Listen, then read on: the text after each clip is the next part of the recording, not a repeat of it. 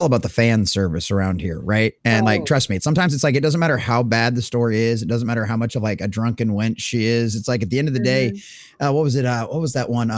Black Clover.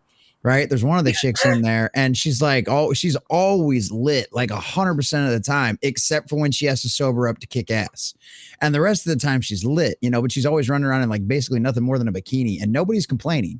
You know what I mean? So it's like she shows up when she has to. She gets shit done. The rest of the time, you know, she's like kind of a little bit of an annoying drunk, and I'm just like, whatever, it's cool. We get to look at her. So that's really all the point. So we're a fan service kind of show around here. So no one's ever going to abandon anybody just because of that. I mean, it's one of So those situations where, she's a slightly better Cordelia, is what you're saying. yeah, yeah. Well, I don't remember Cordelia getting like wasted all of the time. When was Cordelia getting wasted all of the No, time? she was just annoying. She was just annoying as Oh shit. yeah. Yeah, yeah, she was annoying eye candy for sure on that one. Until she got into Angel, and then in Angel, she was fucking kick ass. Oh, Like was Angel she? was great. Yeah, like Angel, she really came into her own on Angel. She had like a ghost roommate and like that started out as a poltergeist, and like she straight up had like this boss bitch moment where she was just like, "This is my fucking house." Oh! And it turned out it was actually it was actually wasn't really the poltergeist. It was his mom was a poltergeist, and she'd murdered her son and walled him up in the fucking wall, like, you know, Edgar Allan Poe style and shit. Mhm. And like Cordelia fucking was like, she like it was the crazy grandma bitch that was, or the crazy mom bitch that was like really torturing her. And so she finally takes like a sledgehammer to the wall and frees the son. And the son's fucking ghost like straight goes at fucking mom and fucking like, I don't know, like banishes mom to hell or whatever. And so then then by the end of the episode, and it's just Cordelia and him in the fucking apartment, and she's on the phone with one of her girlfriends from back in like, and what was it, fucking Somerville? What was the fucking name of Buffy's It hometown? was something like that. I don't Yeah, care. some shit like that. Yeah, me neither. But it was one of them things that was like, she was like, yeah, I've got a roommate, but we really don't see each other much. He just kind of hangs around sometimes. And all you see is like, I don't know, it was like a bowl of nuts, or it was just something like move across the table. And she's like, put that back. Oh, And it slides back, you know? are And you so, sure? You look a yeah. little hungry. Yeah, right. And it was great. It was really funny. So like it was like, yeah, so like I said, she definitely grows out of that in the Angel series, which is one of the reasons why a lot of people will kind of argue. Obviously, Angel couldn't exist without Buffy, but Angel is probably like the superior series. Just That's for a lot of interesting. cases. Yeah, yeah, it's really, really fucking good. And like just what's his name? David Boreanaz, like dude's a fucking boss. Like he's great. So yeah. I don't know. I may have to give it another look see. Every time I go back, I'm just like, it's of its time. Yeah, yeah, that's true. That's why you do it. That's why you do it with stuff like this. Like we do like watch alongs and stuff like that with it, because it makes it a lot more fun when you can tear it apart with everybody and like have a good time and laugh about it and everything else and go, oh yeah, no, that monster was awesome. Yeah, that was a really big plot hole, but that monster was awesome. So it's kind of like how it is with Doctor Who sometimes. It's kind of like how it is with Doctor Who sometimes. Sometimes, especially with Moffat. Like, I do love him, but some of the things he does. Right. Yeah, I mean it's just the way it goes sometimes. I don't know, You with can only Moffat, do so he much. always feels like someone who's very ambitious, where it's just like, I need to go over and do all of the, like, I need to do a 15-layer cake with all these different recipes and everything. It's like, holy shit, dude. You know Holy what? You know what? shit. You know what? Moffat kind of remind. Moffat is the guy that's like it's like Walt, right? It's like I'm not saying like Moffat's even on the level of Walt Disney, but it's like the same kind of situation where you need like the business partner of Moffat to like rein him in. You know what I mean? Yes. It's kind of like why I think like James Gunn and Peter Safran, for whatever you think of James Gunn, I think they're a good balance of each other because Safran's all about the numbers and keeping things squared away. That where James is like kind of like the wild creative, but like I think that's what Moffat needs. Moffat just needs somebody to like balance him out. Like he needs like a But permanent partner that's like, come back here a little bit, come back here a I, little bit. All right, I and did now we're great. I did think a little bit more because you tried to you did check me on like, why do you think Gun's not going to be good? And I'm like, he I think he highly relies upon the prowess of his actors versus his own actual creative talents. He's able to get out of his own way and not jack off too hard, but I don't think he actually has enough creativity as a director to actually make things work. So he just works with things that have worked in the past. He's not an creative. Well, we're gonna see what happens with that. I know one of the things that when people were asking him about the Superman movie and stuff like that, he's like, I really had to go out of my comfort zone in order to write this. He's Good. like, this isn't the kind of stuff that I normally write. So, and also coming off of like Guardians of the Galaxy movies, it would definitely very much be a change of pace after doing movies like that. Well, he Even does. with some of the stuff he's done in the past. The stuff he's done in the past is highly satirical. Yeah. Like Guardians is a little bit of a satirical movie, despite all of the funness and the superhero-ness. There is a Oh yeah. lot of satire embedded with Guardians. A lot of people don't like to talk about it, but he also did that TV show with the Patriot Boy, Patriot Boy. John Cena's Marvel. Oh, Peacemaker. Yeah. And Peacemaker. Peacemaker was, I mean, Peacemaker, even in the comics, is a fucking ridiculous. Like, that's one where James didn't have to do much to it. Like, Peacemaker's already ridiculous and over the top in the comics. But So, if anything, that was like the perfect character for him. they did a couple But I never things, watched it. Apparently, from when people were reviewing the Peacemaker. It wasn't very good. Yeah. And that James Gunn went over and threw away all of the other DC characters except his wife. Also shows the level of bias he has. Well, and he even said, like, with Peacemaker, with like the new season of Peacemaker, they're gonna have to like retcon some stuff. Yeah, they're doing season 2. They have to retcon some stuff that happened in season 1 because they were still applying to like the DC universe. But yeah, no, they're making because I mean they're keeping Amanda Waller too. And the reason she's why not that interesting either. You can easily replace that actress. You could, but she's also good in the role. The actress is good in the role. I can't ever remember her name, but she's got that natural resting like bitch face. Like she's like the evil administrative woman you're terrified of facing at the DMV. She's like that final boss when you get through the administrative state, is Amanda Waller. So like Amanda Waller does not need her own fucking series. That sounds like garbage. She's not getting her own series. That's never going to happen. They wanted to pimp that, I believe. That was old DC idea shit. That was something that was floating around from like the old guard and stuff. No, that was more of some of the yay DEI forward kind of nonsense shit. That's like the whole like the Ta-Nehisi Coates Superman will forever be in the works. It'll be forever. Yeah, it's still in development. When you get a bigoted racist to go over and write your comic book movie, that's kind of not your best idea. There's a reason why Batgirl got the fuck shelved out of it. Okay, like David Zaslav took. There's a couple of things, right? For whatever you can say about David Zaslav, the motherfucker knows what is not working in the culture and what is working in the culture right now. I have two examples of that I just have two great examples of that. One, they shelved Batgirl, right? The gender swap, the race swapped freaking Batgirl nonsense of bullshit, right? With the big giant pointy ears Clooney, right? We saw the clips, we saw the leaks, that looked like hot garbage, right? He just straight shelved that shit, right? Because it wasn't done yet. They were still going to do more work for it, whatever. It was just easier to do a tax write-off, right? Mm-hmm. The Batman series, the Batman animated series that was from one of the guys that did the original animated series, the one that did the race swapped Harley Quinn, made her gay, made Bullock's partner from the original animated series look like a bull dyke with like shoulders like a linebacker and turned her into a lesbian, like did all this shit, right?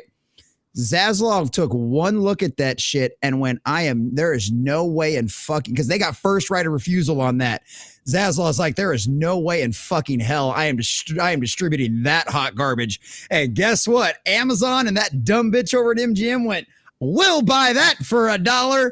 And that thing got destroyed by the fans. I mean, absolutely destroyed. So yeah, wasn't something we really had to worry about too much with that one. I'm so sorry. Dude, Amazon's retarded. Bad. I feel so bad. It's like watching a stupid child. It's just like Amazon wants to try and get the big thing. It wanted to do its big Game of Thrones. It wanted to do its big Avengers, and it's so retarded. It keeps hitting its head against the wall. Well, it's that Jennifer Salke over there that's the head of MGM Studios. She's like a straight she is a straight DEI activist, fucking cult leader all the fucking way, man. She is completely and totally down with the cult. So yeah, that's one of the big problems with that shit over there too. So it's highly unfortunate. I'm It sorry, is. Amazon. Thank you for my Christmas later. Right? No shit. All right, boys and girls, I think we bullshitted long enough. Let's get into this beautiful intro. When Who is Good? In the heart of the cosmos, where time and space collide, the Doctor and his TARDIS forever to glide. From the streets of London to the far edges of space, with Rose, Martha and Donna, through time they chase. Daleks and their fury, Cybermen steel and cold, the mysteries of Bad Wolf, stories untold. To the planet of New Earth and the fires of Pompeii, through the shadows of the vast and the right, they find their way. Back when who was good, those were the days. Adventures through time, a wondrous haze. The Doctor and his companions, a tale so grand. In the show where the universe was at their command, Jesse, the common nerd with a vision so bright, guiding through the episodes into the night. The maiden Sunker with insights to unveil, and Mr. Grant Gregory with lore to regain. Back when who was good, those were the days. Adventures through time, a wondrous haze. The Doctor and his companions, a tale so grand. In the show, a day universe was at their command. From the Battle of Canary Wharf to the end of time, were heroes and legends in their prime. The Sakurax invasion and the last Dalek stand, with the Doctor at Clodagh and London. Back when who was good, those were the days. Adventures through time, a wondrous haze. The Doctor and his companions, a tale so grand.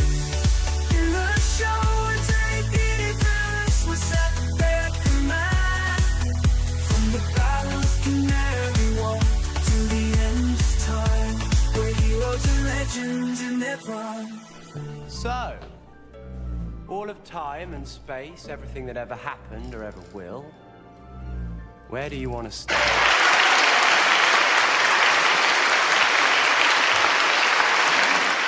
Cut it off a bit too early there, son. It's not me. It's just the way the system works. It probably just looked that way on your end. It probably looked just fine on everybody else's end. So speaking of everybody else, how are we doing tonight, girls and boys? It's Jesse with the Common Nerd, bringing you pop culture and all things nerdy through a common sense lens. And welcome to another wonderful edition of When Who Was Good, boys You okay? and girls. Yeah, I'm good now. Oh my God. Holy cow, that was ridiculous. That was ridiculous. Mr. Grant Gregory says he will be late. I see him over there in the chat on YouTube. Yay, Mr. Grant Gregory. He's out there fighting the good fight among the emu wars.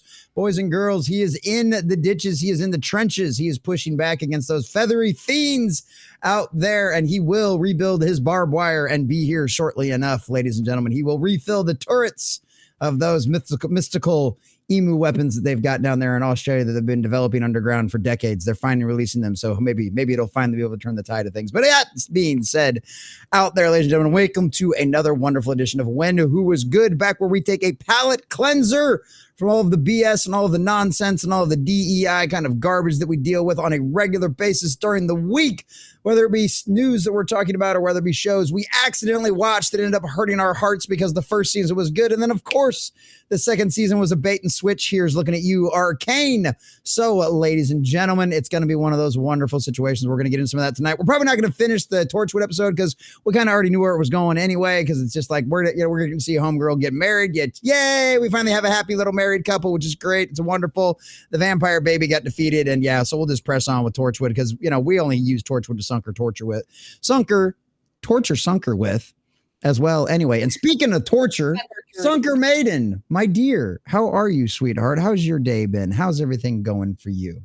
You know, I just love some Sunker torture. But I'm doing okay. I just got out of a very fun refugees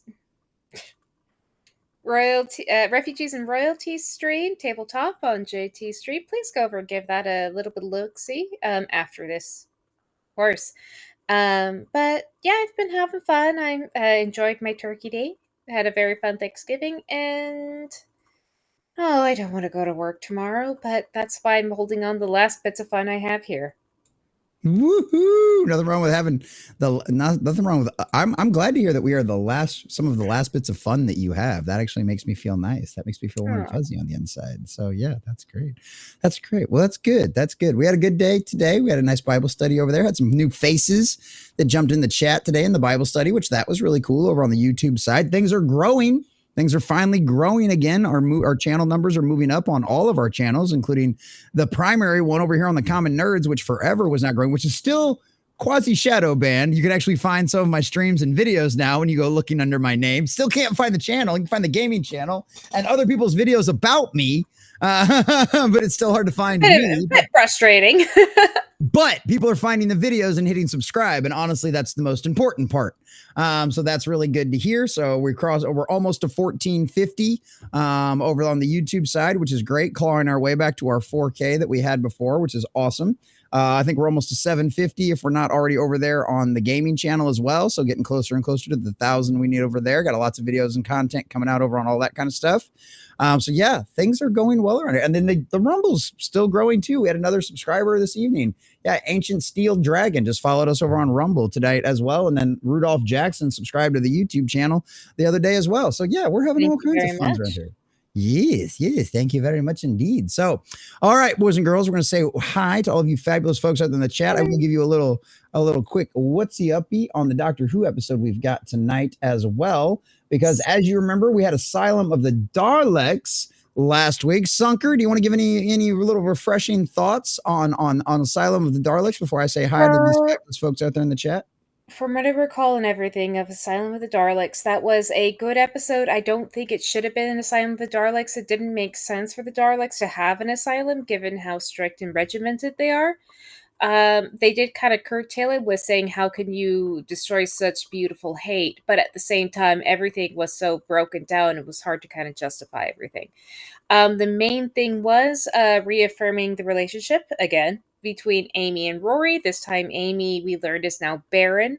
Whatever they went over and did to her made her unable to have more kids, and she felt it was more logical and kind to Rory to be mean to him and to push him away to the point of divorce, so he could find someone who could actually give him kids. And then Rory, being the fucking boss Rory is, he's like, I don't care.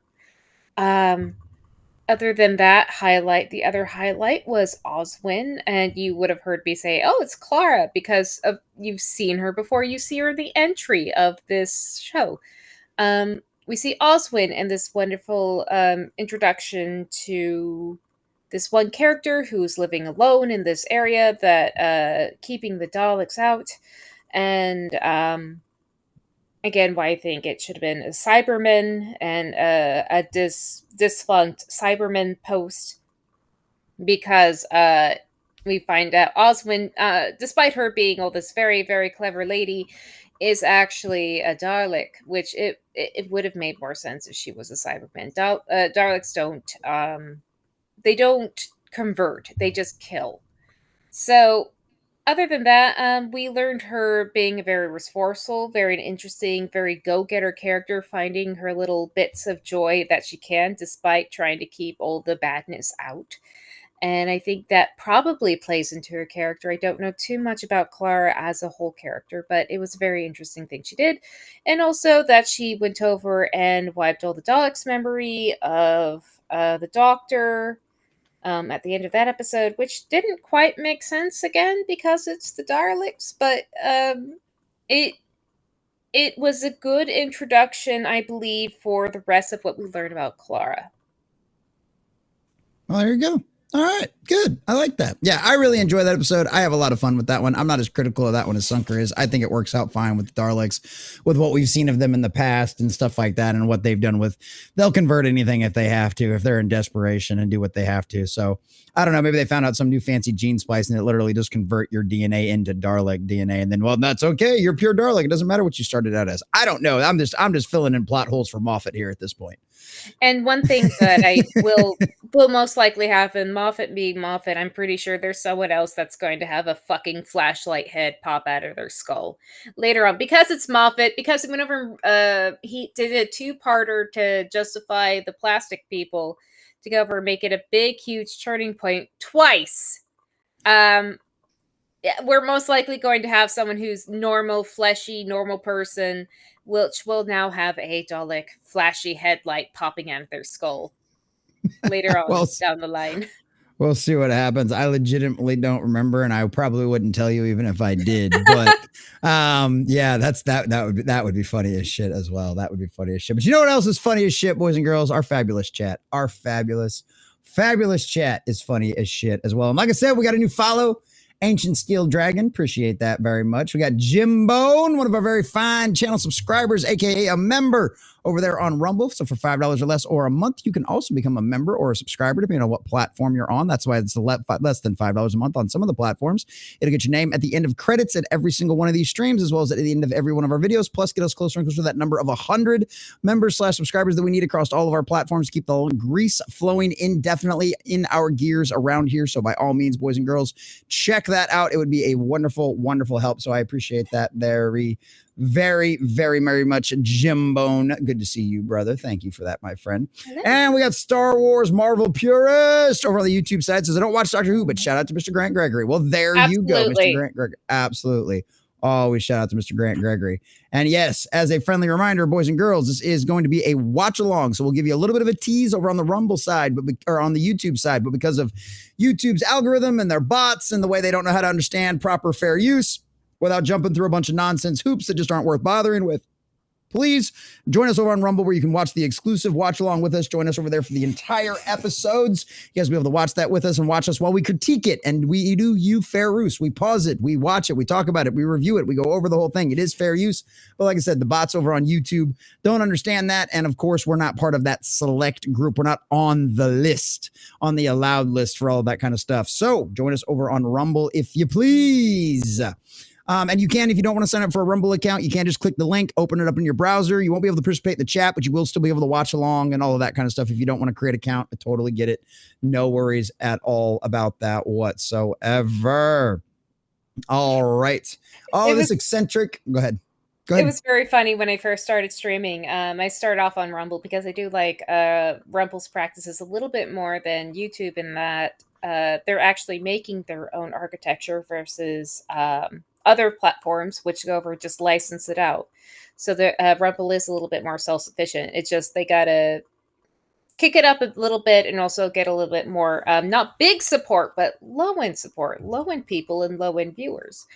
I found it very funny because when I first started streaming there, a lot of the people in the groups I was in, not so much anymore, they're like, we don't have Rumble accounts. So everyone was starting to get Rumble accounts. It was very fun. Hell yeah, nothing wrong with that. I mean, that's one of the things that you had to do. I mean, I was one of those things, like, obviously we lost our first channel, right? Like, 2.5, almost 3 years of work into that. Right, damn it, Moss. They were looking for an excuse. They were, after I pissed off Director X, they were looking for an excuse. But it was one of those things, like, but that's what I always told everybody. I said, be on Rumble. Just make an account over there. I know it's a pain in the butt. You know, sometimes you got to put in your email, you got to create a password, all that kind of stuff. I know it's one more account. But at the end of the day, it's one of those things is, guess what happened? When I lost everything on YouTube, the homies, all the homies freaking knew where to find me. They were all, you know, my OGs were all already had Rumble accounts and all had done that. And guess what? Everybody switched their support over right away. And, you know, it was rough for a while, but we kept on sailing and we kept on moving forward, and we're still here. And that's only because of Rumble. That's only because of Rumble that we were able to survive.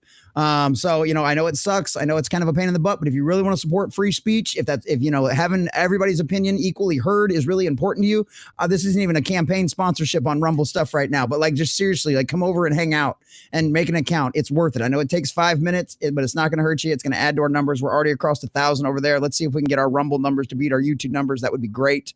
You know, but let's just, you know, they support us being able to do this kind of stuff. So, And I encourage people, like, the whole reason why YouTube is how YouTube is because it was just people going from putting up their couple-minute videos and doing their thing. You can do the same thing and absolutely the same thing with Rumble. It's just it's not getting the same amount of traction. Yep. And it can handle a little bit more traction. They're trying to do a lot of polish and cleaner now, but again, I love Rumble a lot more than YouTube because YouTube has become so fucking melomaniacal. I don't know if that's the right word. That's not the right way to say it. No, I know what you're talking about. I know what you're talking about. Megalomaniacs kind of stuff. Yeah. Well, and the other thing too is the way to do that, competition breeds excellence, right? If you ever want YouTube to change, YouTube's going to have actual legitimate competition. And as of right now, Rumble has the infrastructure to handle those massive live streams where you get millions and millions of people viewing and you're not having any problems other than a few glitches here and there, you know, but not to where like, it's not even as bad as what Netflix had with the Jake Paul and Logan fight. You know what I mean? It was rigged. It was. Fortunately enough, we didn't have any problems. We didn't really have too many problems over here, but I heard from quite a few people out there that their stuff just completely collapsed. I know a couple of people said that they could only watch it watching our stream, which was kind of wild to think about. But hey, good thing we were streaming it after all. So, but yeah, so it's one of those things. Come over, support Rumble. They understand. They don't have a bunch of bots fucking with your shit over here. You know, they understand what free speech is, and competition breeds excellence. You know what I mean? So, like I said, take the 5 minutes, if nothing else, just to give Rumble one more name on their list and one more way to go. Yeah, we're getting closer and closer to being legitimate competition to YouTube. So, check that out. Check that out if you would be so kind. And it's often only through competition that you get really good ingenuity. It's innovation, where you go over and you see what your competition is doing, just like, oh my god, that's really, really cool what they're doing. Maybe we can do this. And it's like, it doesn't always have to be cutthroat. It can be a little bit of fun of, I think that's a little bit of what Marvel and DC was doing back in the day, where it was a lot of back and forth of who's doing better and why. Yeah, and can we poach your artists and writers? So yeah, that's really what it was always. Yeah, and that's what it is. I want to go back to the days where corporations are fighting instead of all being on the same side. You know what I mean? Like, you need to be fighting for your customers and fighting for people's business, and there's not enough of that anymore. There's too much groupthink out there, and Rumble is fighting against the groupthink. So yeah. Your average patriot nerd. What's going on, buddy? Says what? Sunker in a bikini? Ooh, Cordelia. Yeah, either way. I mean, that's one of those things where that's some serious donations we got to get through. That's some serious donations we got to get through for something like that. Well, I got to get the Red Sonja thing set up for JT, but that's true. You guys haven't gone over and set me up to be a redhead, so you got to get that set up. That's true. We do got to come up with that. And I'm only getting older, so you're going to get cougar eventually if you don't do it soon enough. Oh, you got a ways to go for that one, my dear. You got a ways to go before that one. It's Dr. Who show, right? No, definitely not your average Richard Nerd. What the hell? I feel it's my damn show. We'll talk about whatever. No, I'm just kidding. Yes, it's a Dr. Who show. Come on now. And yes, there's Mr. Grant Gregory, another one of our fine channel members over there on YouTube, says, well, be late. That's okay. Better late than never, Mr. Grant Gregory. Better late than never. And there we go. There's this eccentric. There he is. Sunker Torture. This is a family show. When has this ever been a family show? We watch Torchwood. What part of family? Yeah. Part of family show are you talking about? Come on now. Daddy, chill. So yeah, no. Conan the Barbarian by Crom. What's up, buddy? Good to see you, man. And if you don't listen, to hell with you. There you go. Hell yeah. I actually have fun. I actually have the entire a huge book selection of Conan the Barbarian in my library. So I have all of the original works as well as art. Hell yeah. There you go. Look at that, Conan. You got another fan out there right here on the show. Check that out, buddy. Check that out. Captain Halfons, remember last week, that morning I said I had a long day of work ahead of him? It wasn't the drinking. Yeah, it was just a late night. But yeah, dude, I was totally, everyone was like, are you okay? I'm like, yeah, I was totally fine the next morning. Like, now that's what happens when you drink the good shit. You ain't got to worry about the nasty fucking mornings. That's what happens. That's what happens. So I'm making my own mead. I got the 5 gallons in the fridge right now. Oh, and I've got my Doctor Who socks on, by the way, tonight too. That's how excited I was for this show. I've got Doctor Who socks on. Plus, it's finally gotten cool out here. So it's kind of nice. It's kind of That nice. was actually someone went over and posted me on Monday after that. Dr. Hooster was like, "Are you okay?" So it's like, I never have hangovers. Don't worry. Yeah, I know. Everybody's always like, "You okay?" Kazanaki, what's going on, buddy? Yeah. Says, "Are we watching together?" We will if you jump over on Rumble. We'll give you a little bit of a tease of the beginning episode over here, which is tonight is dinosaurs on a spaceship. Dinosaurs on a spaceship, boys and girls. So yeah, if you want to join us over on Rumble, you'll be able to watch the full episode with us. If not, you just watch a little bit over on YouTube, but you are more than welcome to join us over on Rumble. And if you don't want to create an account, all you gotta do is click the link and you can watch in your browser. So, but good to see you, Kazanaki. We love seeing new faces in the chat. Hello. Appreciate that very much. Captain Have Fun says, I have action figures of Dr. 4, 9, and 10, but not 11. I want Pertwee and McGann in his dark eyes look. Ooh, there you go. Yeah, Banana Man, indeed, this eccentric. Hey, True Survivor Cinema, what's going on? How you doing? Good to see you. You paid me a visit yesterday on my stream. The stream I did without makeup because I was being lazy. Oh, the horror! I know. I'm surprised you guys were even able to look. Trust me, I've seen her without makeup. I've seen her without makeup plenty of times. She looks fine. She's a woman, and that's how women are. And I'm totally okay with women being like that. I have no problem with women being like that. I prefer that versus the other way. So yeah, but good to see you. Good to see you, True Survivor Cinema. Good to see you, my friend. Good to see you. Yeah, Jim Bone says I'm still debating streaming to other platforms, right? I know. Darth Dave, what's up, buddy? How do you grow your Rumble account? So the ways I do it are the ways I've always done it were exclusives. Although it's hard for me to tell right now. By the way, Kizunaki, thank you for the follow on Rumble. Woo-hoo! Thank you, Kizunaki. Kizunaki just joined us over on Rumble. Hell yes. Thank you for that. There you go. Thank you. Followed you on YouTube and just made a Rumble account to join here. Hell yeah, Kizunaki. We'll try to be at our best behavior. No, we won't. No, we won't. Nobody wants that. Nobody wants us on our best behavior. What's talking about? But yeah, Darth Dave, it's one of those things, like, honestly, a lot of the time, the only time my Rumble generally ever grows is when my YouTube is growing. But lately, I'm not so sure about that because normally I have to grow, normally I'd have to get like 10 or 15, maybe sometimes 20 new subscribers on YouTube in order to get one on Rumble. But the last few days, I've been getting some ones that seem almost separate. And I know Rumble's been working on their algorithm, but honestly, networking, rating other streams, getting your voice out there, streaming with other people on Rumble, making friends with other streamers on Rumble. So then you guys can rate each other and share each other's audiences and stuff like that. Like, honestly, networking is the most consistent way to grow your Rumble, unfortunately, because their algorithm still is very much in its early days right now. And it kind of prioritizes live streams over individual video content. But yeah, there's certain things you can do. And when you network, you actually, instead of having it just end with you, when you network with other people and you see other people are on, you're like, hell yeah, I know this, that, and that person is still on. I'm going to send you guys to, if you guys want to keep having fun, I'm going to send you off to this guy. I know you're going to have fun because I've seen this person and I know they have fun. So that's how I usually work. That's what happened last time, where I'm just like, hell yeah, Nerds doing Arkham Asylum, let's go. Right, raid. Let's raid. Yeah, I love it. And it's so much fun. The raid stuff's so easy over there too. So I love it. Absolutely. I love it. What's up, Madhouse Retro? What's going on, brother? Says we went to the moon because of competition. Absolutely. Another one of our fine channel subscribers over there on Rumble as well, which you can become for $5 or less or a month, because this is my full-time job. So you guys are the only reason I'm able to do this. So I appreciate all of you guys so very much. So thank you, Madhouse Retro. Hell yeah. There we go. What the hell is even that? I know this eccentric. I feel you. Thank you again, Kazanaki. That's freaking great. Don't stop drinking and don't have hangovers. That's one way to do it, Darth Dave. I can't function like that though. Well, you No, could lose Common your Nerd has a liver like that. that's true too. Yeah, that. But besides the liver effects, if Common Nerd has morning beer, Common Nerd doesn't generally get much done the rest of the day. So no, that's reserved for when I start having to cook a turkey at like 9 o'clock in the morning. Okay, every 45 minutes, the turkey gets a baste. Common Nerd gets a base. Every 45 minutes. That's how that one works. So by the fifth beer, the turkey's done. It's time to eat.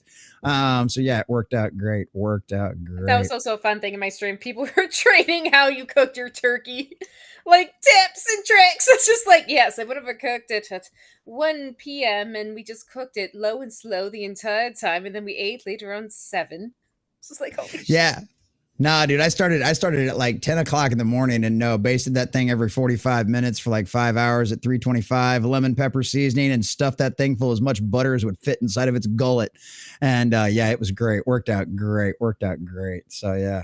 Well, Kizunaki, I'm glad you finally found out about Rumble. What a great way to do it. That works out perfectly. Yeah, Rumble's been a kind of a fun thing in the US that a lot of people have been pumping. It started out as kind of a political thing, but they're getting really big into gaming now. Obviously, I've been putting my pop culture stuff over here since over 4 years. Trust me, I've been putting pop culture stuff on Rumble since before most people knew what Rumble was. And that includes the executives that are currently in charge of it now. So like I've been on here. I'm like OG Rumbler. Like I want to get a badge for that. Like I want to be like, I've been here since the boxing gloves. Don't be a blue check mark. No. It's okay. No, I want a boxing glove badge. Okay. When I walk into a chat, I want motherfuckers to know that I've been here since before all you bastards got your fancy shout outs by the executives. And I've been working so hard for Rumble on 2 years. And yeah, how much did you grow? How much did you grow before you got shout outs from the executives of the company? Oh, but you pay attention to the ancients to go over and made sure this existed before you crawled your ass over here. Right, exactly. I'm officially like that. I'm officially like that old man in D&D going, I was there when the first edition came out. You weren't a real man unless you could play first edition, and you had to create 7 different characters in a campaign because you died so often. Those were the days of D&D. Back when wizards only had a 1d4 HP, motherfucker. You had to be careful. Yeah, exactly. Shit like that. There you go. True Survivor Cinema. Lurking in the comments is my love language. There you go. Nothing wrong with that. Giggity. He likes to watch. I love it. Yeah, Jimbone says I raid Common Nerd on Rumble every weekday morning. Yes, he does. He does. Sunker just wants to have fun. That is an absolute fact. Sweet turkey talk continues from last night. There you go. Yeah, Sunker just wants to have fun. Hey, there you go. Kizunaki has actually been a DM. Well, you definitely are among friends because there's a bunch of D&D nerds around here. There's JT Savage and Safination. He's starting up a little bit of D&D stuff. There is also very big Tales from the Dragon's Tavern. This is the headliner is JT. No, not JT. JJ Knight. He's also doing his own stuff. Both are very passionate about getting some D&D stuff. JJ is a little bit more passionate than JT because JT's like has his hand in a whole bunch of pies. But no, they both feel very strongly about tabletop and all that stuff, and would love to see a new DM. Because I love DMs because they are world creators and managers. So it's like finding it's like finding a new world creative. Like, okay, how did you make your worlds? Like, let me tell you, and they bust out everything and they tell you everything I just love it so much. That's awesome. Yeah, and we're big 40K fans around here, and hopefully within the next couple of months we'll be having. Hopefully, I would imagine probably after the first of the year, I've got to reorganize a few things out here in the garage in order to get our some Warhammer 40K stuff set up. But yeah, we're going to be doing some Warhammer 40K stuff as well. I know I keep promising that, but it's one of those things. It's like funds got to come available for other things to get taken care of first. But I got boxes of shame underneath my desk, and I've got books of shame that need to be gone through, and games need to be taught and learned and all kinds of stuff. So trust me, we got plenty. You're in good company if you like that kind of stuff, Kizunaki. You are in good company, my friend. I have my old. I have to find out where they are. My dad was a huge D&D boy. back in the day, and my mom would paint his little miniatures. So we actually have first edition D&D stuff or AD&D stuff like hanging about my house, and that was the one thing he was like, "Yeah, throw it away." I was like, "No, no, this is first edition. No." No, you don't. No. That's treasure. That's history. You do no. You preserve, especially with everything going on right now. You preserve that with your fucking life. Like, Props to him, though. Props to him. He didn't really care about the first edition AD&D. He kept all of the Lord of the Rings tabletop stuff, so that's still that's sitting cool. in a good cornerstone of his library. Well, because a lot of that stuff was made by Games Workshop. Like I know Games Workshop handles a lot of that stuff now, so I can that's go pretty grab cool. some very easily. I don't know where Oh, the AD&D stuff is, but I do oh, know I'm not where that the worried. Lord of the Rings stuff is. There you go. Sunker says Sunker could sell me. Madhouse Retro says Sunker could sell me oceanfront property in Arizona. Well, technically, once California splits apart, Arizona most likely take over the little parts of California that remain. Oh, there you go. There you go. Making day traces of seafood. What's going on, Hello. buddy? Good to see you too. Unpainted figures. Yeah. Well, and Quarter Black Garrett even was like, I'll help you. I'll teach you how to paint. He's like, he's like, I'm not very good. He's like, but he's like, I'm not the greatest. He's like, but I'll show you what I can do. I'm like, all right, cool. We'll figure something out. We'll find I some love time. That'll that. be Like, fun. I'll ask my mom, like, how did you paint the figurines? Did you use a paintbrush? Because everyone likes to use like airbrush and shit like Well, that. nowadays it's because especially with like your primers and your base. I've been watching a lot of videos. Like especially with like your primers and your bases, it's easier to get a more consistent coat and it's a lot faster. That's the big thing. It's a lot less time, especially if you've got a good airbrush. But then everything else after that is kind of done with a brush and paints and stuff like that from there. And then there's the what do they call it? The dry brushing now. There's dry brushing and all for highlights. And it's I've watched a lot of videos.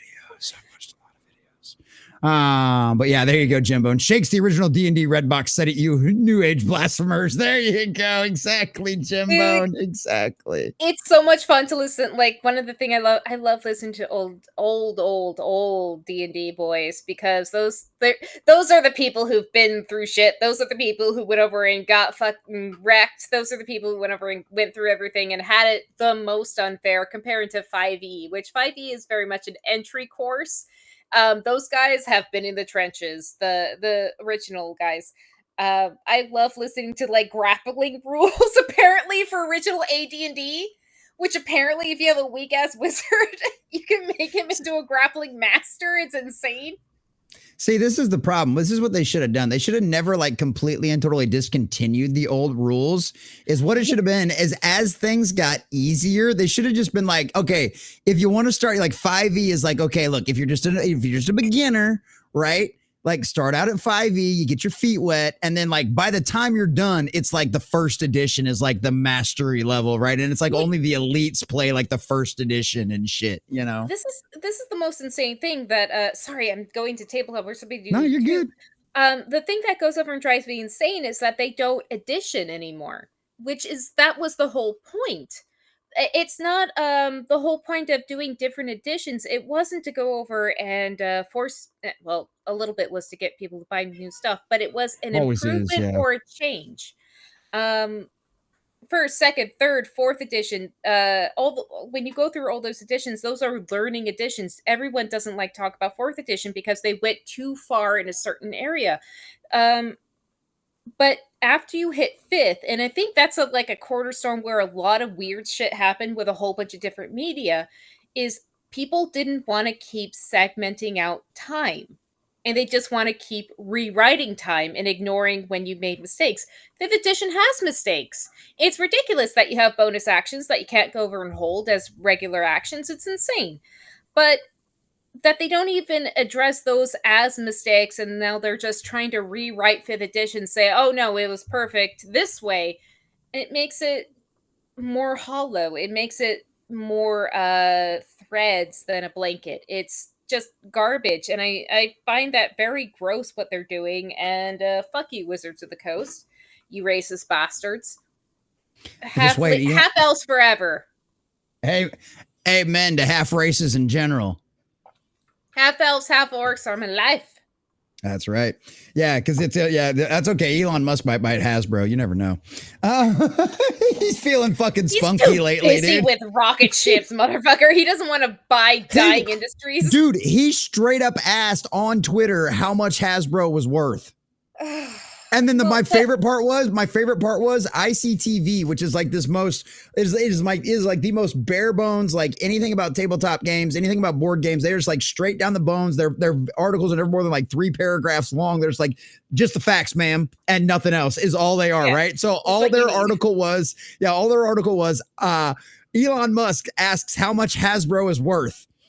And so ICTV wrote, the first paragraph is Elon Musk asked on Twitter in response to X, Y, and Z how much Hasbro is worth. So ICTV, next paragraph, Hasbro is currently worth this much as of right now. And this is how much they're in debt. And that's all there was in the article. There was nothing else to it. And I'm like, I love ICTV. They're just, all right, they're just the facts, ma'am. That's it. Just the facts. And you only need interpreters when people have talked about it a little bit too much, but I don't think anyone has really talked about the brass numbers. I think the last thing that Wizard of Coast actually got reamed over was being fucking creepers with their cards when someone got cards they weren't supposed to, and they sent like fucking heavy men to go. The actual Pinkertons. Yeah, the actual Pinkerton security after. You're the fuck is you even... It's How is Pinkerton even a thing? These are the guys with bowler hats back in the day. They should show up at your house to break your legs. Like, what the fuck? How is Pinkerton even still a thing? But yeah, you can't have that limited edition like wondrous Earth elemental card. You bitch. Where's my pencil? Where's my pencil? It's like Yu-Gi-Oh. Listen here, son. You got that edition too early. All right, so we're gonna have to talk about this. Where'd you get it? Because I'd hate to have to smash anything. You know what I mean? So, like, it's like really, yeah. It's like Yu-Gi-Oh! If it was real. It's just like, we have this cabal. Dude, it's fucked. It's fucking wild. That shit was wild. But yeah. Anyway, that's our tangent on D&D. Thanks for all of that tonight, boys and girls, and everything else going on in the pop culture world. This has been fabulous. This is always hilarious. I love it when this stuff happens. I love it. Oh, so here we go, boys and girls. All right, like I said, if you're over on YouTube, please jump on us on Rumble. Looks like everybody pretty much has at this point, but we're going to get a little bit of teaser. Because tonight, yes, thank you again, especially for the new follower and the new account. Welcome to Rumble. You're going to like it over here. We have a good time. And there's also an app. The app works pretty well. They just added emojis to the app on iOS and Android both. So the app's getting a lot better as well. There's always improvements going on. If you have any problems with the app, just use your browser. Browser works really well. The browser version of the website works really, really well too. But yeah, thank you guys for that. So tonight, season 7, episode 2. Dinosaurs on a spaceship, boys and girls, on a spaceship. Almost as ingenious as astronauts versus cavemen. Bye then. Lovely meeting you. Sorry about the mess. You think I'll just let you leave without... I mean... The Doctor and Cleopatra. Now, the funny part about this, too, is because this is one of the little pauses we give so that way YouTube's bots have a second to not get mad at us. Funny part about that is, right? There was just in season 5, the Pandorica opens, right? End of season 5, into season 6. It was into season 5. And what did we have there? Cleopatra and River Song. Because River Song's like, she's like, Doctor's like, you're not Cleopatra. I've met her. And River's like, I know. She mentioned you. Wow. Of course she would like Facebook double check, make sure to like, oh, so how was he? It's just like, oh my God, girl, let me tell you. And clearly this is totally a woman scorn. And this is like Matt Smith always giving himself into the most uncomfortable romantic positions. Like Tennant was good at kind of like playing the romance when he had to. Matt Smith is like, I am the most uncomfortable nerd. Yeah, I am the most uncomfortable nerd in the universe. And you're putting me in these really uncomfortable positions with these really hot chicks and I have no idea how to handle this shit. And I love it. He always ends up in situations like this. With Matt Smith, it's very much because he's playing the young old man. Kind of what Tenet was leading up to. He's playing he's playing grandpa. He's playing grandpa. So it's very much like, Grandpa, I have my rules and lessons on how you're supposed to flirt and all this stuff. And now he's being put in all these situations with this very forward ass women. He's like the hot grandpa that like the moms come over and they're like, whoa, like That's your grandpa? What the hell is, and it's like, it's like, mom, stop, and it's like, well, I mean, it's like, but yeah, it's literally that kind of situation. 50s, man. Oof. Yeah. Look at that gray in the side of his hairs and those ripped muscles and that bow tie. Yeah. Yes, exactly. It's like, that's exactly what it is. The doctor's like the silver fox to all of these women. And it's just with piercing blue eyes. Exactly. Not so much with every bad fan fiction out there. You girls know what we're talking about. Of course we do. That me, huh? After what we have just been through. Yeah, you've got the Egyptian people to rule. After what we've just been through. You've got the Egyptian people to rule. We couldn't possibly. Oh, doctor, you dog. We can't ever let you out. We can't ever let you out. She looks super Greek, right? Yeah, I know, right? Oh, and this one, yeah, like, okay, this is the BBC, okay? Like, I mean, come on. It is BBC. I didn't want to call that out. Anne Boleyn, anybody? Come on. God, Anne Boleyn was the worst. It was the most wretched, like, bastardization. And then just, like, how they did Cleopatra afterwards. Fuck you, Netflix. Right. Oh, yeah, exactly. Yeah, that was great. I love getting comments and new subscribers from Egypt when I was talking about that. Like, that's fucking, like, yeah, I got Egypt, baby. So, all right, boys and girls, I think that's all we're going to give you over there on YouTube. I think it's a great little introduction to what this episode going to be all about. Matt Smith's got himself in some hot trouble again with his hot pants, apparently, and all the ladies cannot resist a man in a bow tie. How can they blame him? Because, by the way, boys and girls, fezzes are cool, and I'm wearing my Doctor Who socks. So, thank you very, very much, YouTube. It's always been a blast. It's always a lot of fun. You help us find new people and you help us drag them over to Rumble. And for that, we will always, always be appreciated. But until then, we'll see you guys tomorrow. And if you're catching this on the replay, come join us over on Rumble at the Common Nerds, where you can join Sunker Maiden and Mr. Grant Gregory and myself watching Win Who Was Good. It's always been fun, but we'll catch y'all later.